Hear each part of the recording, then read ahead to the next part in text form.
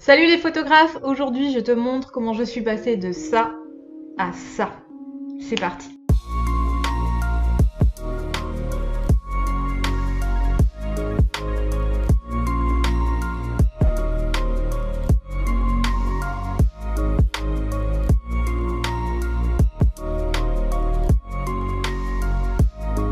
Salut les photographes et bienvenue sur la chaîne à pattes sur l'objectif, la chaîne où on parle de photographie animalière, chats, chiens et chevaux. Alors la semaine dernière je t'ai fait une vidéo où je t'ai montré un peu ma sortie photo avec mon chien Lugia avec les couleurs d'automne, même si on a vu que les couleurs d'automne n'étaient pas 100% là. Et du coup j'ai dû un peu tricher quand même sur mes photos pour donner des vraies couleurs d'automne. Et souvent vous me posez des questions sur mes retouches parce que je vous montre mes prises de vue, je vous montre mes résultats finaux et vous êtes assez curieux de savoir comment j'ai fait cette retouche. Donc je vais te montrer aujourd'hui de A à Z comment j'ai retouché cette photo en ça. Par avance, désolée si ma voix des fois elle part un petit peu parce que je suis un peu malade, mais c'est pas grave, on va tenir le choc jusqu'à la fin de cette vidéo. Comme d'habitude, moi j'utilise les logiciels Adobe, donc je vais utiliser Adobe Lightroom et Adobe Photoshop pour cette retouche. Donc me voilà dans Lightroom, alors tu vois j'ai mon rendu final ici, donc ça c'est le fichier qui est sorti de Photoshop, et ici c'est le fichier qui était sorti de Lightroom. Donc tu vois quasiment toutes mes retouches ont été faites dans Lightroom, et Photoshop est vraiment venu enlever en fait des éléments qui m'embêtaient un petit peu. Donc là j'ai recréé une copie virtuelle juste pour reprendre de zéro ce que j'ai fait, et on va revoir ensemble toutes les étapes que j'ai faites pour cette retouche. Alors pour commencer, je vais rehausser l'exposition de cette photo à peu près comme ça, voilà. Et on voit que là il y a encore beaucoup de vert, donc en fait je vais aller tout de suite ici dans les teintes et saturation et luminance. Alors déjà mes verts je veux qu'ils apparaissent plus jaunes, donc je vais tirer le curseur ici du vert vers le jaune. Je vais également réchauffer un tout petit peu mes jaunes ici, voilà comme ça. Au niveau des saturations, je vais saturer légèrement mes jaunes et mes verts également qui sont devenus jaunes, parce que c'est quand même mes deux couleurs principales. Et je vais également réchauffer mes oranges. J'en ai pas beaucoup, mais je vais les réchauffer quand même. Voilà. Bon, ensuite, il y a quand même des couleurs qui m'intéressent pas sur ce genre de photo. Alors même si je dois pas en avoir beaucoup, je vais les désaturer. Donc je vais désaturer le turquoise et le bleu. Voilà, on voit que ça change pas grand chose, mais c'est toujours bien de désaturer des couleurs qui servent pas forcément. Alors ensuite, au niveau de la luminance, je vais augmenter un peu les jaunes et les verts. Et je vais descendre un petit peu le orange et le rouge. Donc ça va vraiment rajouter de la lumière là où il y a un peu toutes ces feuilles, et en même temps le fait de baisser les rouges et les oranges, ça va les faire popper un peu plus. Ensuite je vais rajouter un peu de contraste à cette photo, donc je vais utiliser l'outil courbe pour ça. Je vais descendre légèrement les noirs, peut-être un peu trop, hop, comme ça, et je vais augmenter un peu mes blancs. Et je vais également jouer sur la courbe des bleus, donc ici je vais redonner un peu de jaune dans les hautes lumières et je vais amener très légèrement de bleu dans les ombres. Voilà, donc très léger, une courbe en S ici, juste pour amener encore un peu de chaleur dans ces lumières. Pour l'instant, c'est tout ce que je vais toucher au niveau des réglages globaux. Maintenant, on va partir en local. Donc ici, je vais créer des masques.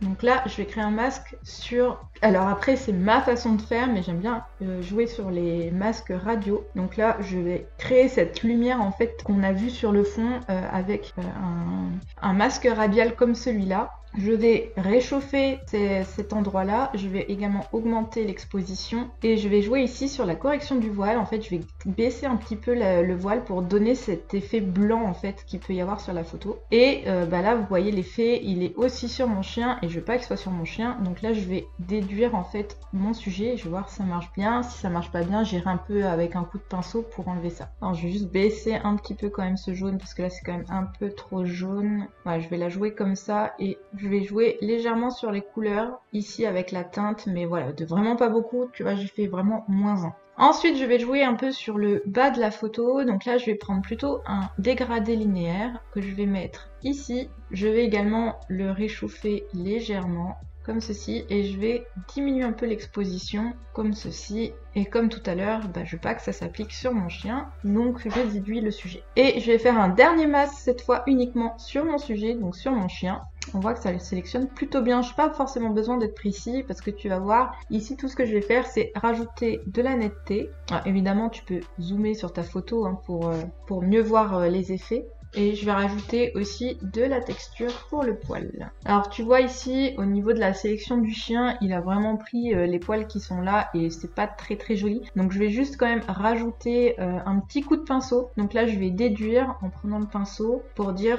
Alors je vais prendre un pinceau plus fin et je vais venir ici enlever de la sélection ici et je vais faire pareil du coup sur ce masque là puisque ici il m'a sélectionné aussi mon chien et je vais ici utiliser un pinceau pour ajouter de la sélection cette fois. Voilà, c'est un petit peu mieux. Et au niveau de la queue, je vais reprendre aussi un petit peu pour rajouter un petit peu de sélection ici entre les poils de la queue parce que bah, du coup là il m'a vraiment fait un détourage très approximatif et le problème bah, c'est que on va voir après le détourage. Et c'est pas grave en fait si certains poils de la queue prennent un peu de lumière et de jaune parce que d'un côté c'est logique, si on rajoute un peu ces lumières ça doit se refléter quand même un petit peu sur le chien. Alors je vais juste diminuer un petit peu la vibrance de pas grand chose, donc la vibrance c'est un peu comme la saturation, un peu plus subtil que la saturation et je peux te faire un petit avant-après. Voilà déjà le résultat sous Lightroom et maintenant on va venir peaufiner dans Photoshop, donc comme d'habitude clic droit, modifier dans et on va dans Photoshop. Ok me voilà dans Photoshop, donc première chose comme d'habitude je duplique mon calque en faisant CTRL J et je crée un groupe en faisant CTRL G, ça me permet de faire facilement un avant-après et puis de garder toujours ma photo originale.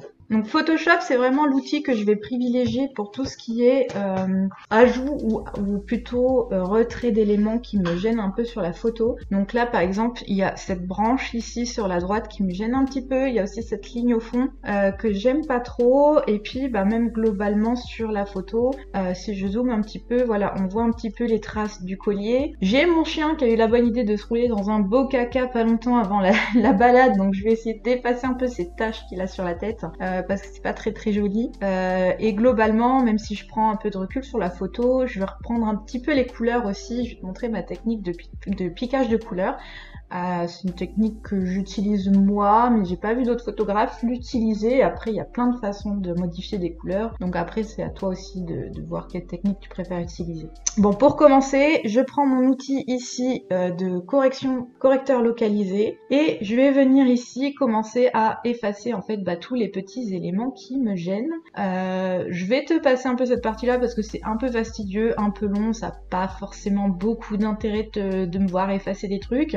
En plus je t'ai fait des vidéos pour t'expliquer comment faire, donc voilà, je vais te passer cette partie là et on va passer à la suite. Ok, voilà le avant après. Donc j'ai enlevé en fait les éléments qui me gênaient, donc c'est cette ligne derrière, quelques branchages en fait en bas, quelques trucs de couleurs. Donc là je vais te montrer une technique que j'utilise souvent pour gérer mes couleurs. Donc là je vais créer un nouveau calque et un nouveau groupe. Donc dans ce groupe je vais avoir que des calques qui vont gérer la couleur. Donc je vais ouvrir une palette de couleurs qui me plaît bien, que j'ai déjà sélectionnée en avance, et ça sera celle-ci. Donc je vais la sélectionner et je vais la coller ici dans ma photo. Je vais l'agrandir un petit peu, la mettre dans un coin pour qu'elle gêne pas trop, voilà. Et l'idée ici c'est que je vais prendre ma pipette et je vais prendre par exemple le jaune pour commencer ici. Je vais prendre un grand pinceau et je vais appliquer cette couleur partout où j'ai envie de l'appliquer. Donc là ça va être très grossier, je suis en opacité 100%, flux 100%. Donc là ça rame un petit peu parce que j'enregistre mon écran en même temps, donc c'est un peu compliqué pour mon PC. Donc voilà, j'ai appliqué. Ensuite,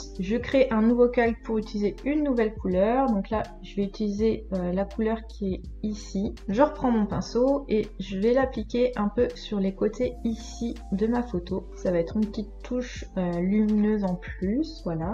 Et ensuite, j'enregistre un dernier calque. Ici, je vais prendre cette couleur-ci un peu plus foncée et je vais l'appliquer en bas de mon image. Alors, maintenant que ça c'est fait, je peux masquer maintenant ma palette de couleurs et je vais mettre tous les calques en lumière tamisée. Alors ici, bon, ça fait quand même vraiment trop fluo, surtout les couleurs un peu rosées qui sont un peu trop bizarres. Donc là, je vais vraiment baisser à 9, entre 9 et 10 en fait d'opacité ou de fond, hein, ça revient au même. Et la lumière jaune, je vais quand même la garder un peu plus forte, donc elle, je vais la garder autour de 30-35%. Donc là, par contre, ça donne vraiment des couleurs trop bizarres à mon chien, donc là, il va falloir que j'enlève ces couleurs de mon chien. Donc je vais sélectionner le groupe de calques que j'ai fait, et ici, je vais créer un masque, et avec un pinceau noir, donc je vais zoomer un petit peu sur ma photo. Avec un pinceau noir, je vais venir enlever en fait les couleurs de mon chien. Alors je vais prendre une dureté pas trop forte parce que c'est pas besoin d'être ultra précis.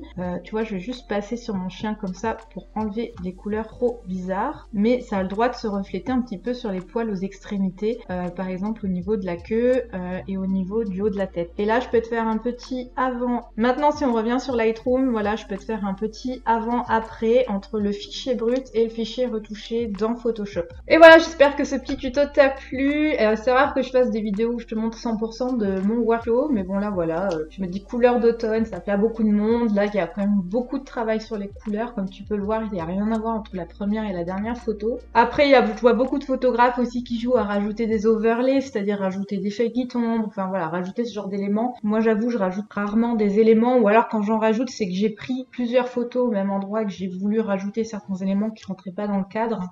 Donc je fais un peu plus de la composition de plusieurs photos que j'ai prises, mais c'est rare que je rajoute vraiment des overlays, sauf si j'ai une idée très précise en tête. Mais voilà, là c'est pas le cas, et je trouve que voilà, faut faire attention avec les overlays parce que ça peut vite devenir pas assez subtil en fait, ça peut vraiment se voir que c'est du copier-coller sur une photo, et ça demande quand même beaucoup de finesse et beaucoup de travail sur Photoshop pour que ça s'intègre bien sur une photo. Voilà, c'est tout pour aujourd'hui. Dis-moi en commentaire ce que t'as pensé de cette retouche, si ça a pu t'aider aussi sur tes propres photos. N'hésite pas à poser tes questions aussi si t'en as, hein. J'essaye au maximum de vous répondre. Des fois je mets un peu de temps, mais voilà, j'essaye vraiment de régulièrement me connecter pour répondre à vos questions. Sinon, on se retrouve la semaine prochaine pour les débriefs du défi du mois de novembre qui était sur qui est toujours d'ailleurs sur le thème du blanc. Donc vous devez m'envoyer des photos avec une majorité de blanc sur vos photos. Ça se passe toujours sur Instagram, t'as le lien sous la vidéo pour avoir toutes les règles en fait pour participer au défi. Il reste vraiment que quelques jours, donc dépêche-toi si tu veux participer, et on se retrouve du coup la semaine prochaine. D'ici là, porte-toi bien, fais plein de photos et ciao!